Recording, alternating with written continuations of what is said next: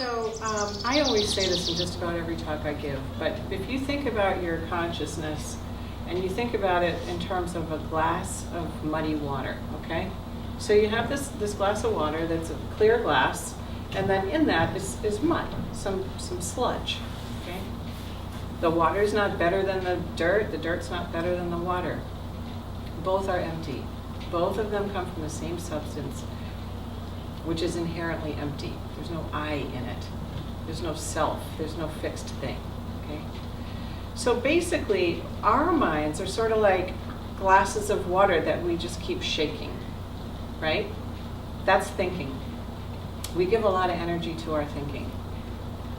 You guys in particular, you have to give a lot of energy to your thinking. Your job is to think. You're in college right now. But when you're done thinking, like let's say you have to study for a test, you study, and then when you're done with that, you don't have to keep thinking about it. You don't have to worry about the test beforehand, 3 days earlier. Worrying about it doesn't help. So those are the things we do that are extra, okay? That attachment. Tyler talked about like holding on to some of our ideas. So meditation, so when we're like that, it's murky. Like we can't see clearly, really. We can't hear clearly. We can't touch. We can't smell. We can't perceive clearly because our consciousness is occupied somewhere else.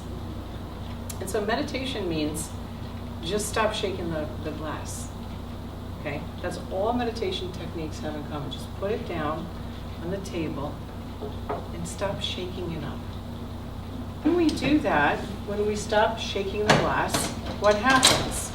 All of this mud and sludge, which is not bad, it's not better or worse than the water, but what it does is it starts to settle. And then at the bottom of this glass of water, you have a fine layer of mud. And then you have this clear water, so you can see clear, you can hear clear, you can perceive clearly. Okay? So how do we stop shaking the glass? Meditation means finding a technique that does not require thinking. And there's different techniques, but they all have one thing in common. They don't require thinking. So one of the ones that we teach a lot is just counting to 10. That's the simplest assignment you would ever get in your life. Sit down, breathe in, breathe out, and count to 10. So on the in-breath, 1, on the out-breath, 2, on the in-breath, 3, etc. It seems like a piece of cake, right? So what happens? 1, 2, 3, da-da-da. So meditation means come back.